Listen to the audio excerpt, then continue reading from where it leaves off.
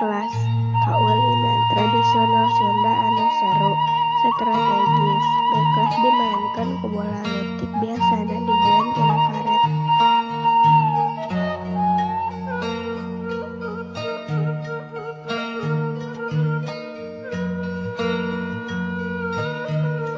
Congklak teh kaulinan tradisional Sunda anu dilakukeun ku dua urang atawa leuwih. Main congklak teh make papan kai anu aya liang-liangna jeung make siki atawa batu leutik. Tujuanana nyaeta kumpulkeun siki kana liang badag di gigir sorangan.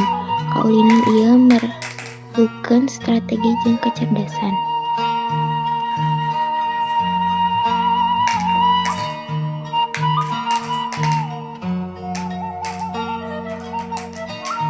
Endog-endogan nyaeta salah sahiji kaulinan barudak tradisional Sunda anu dipaenkeun ku cara numpukeun leungeun bari kakawihan nyanyi.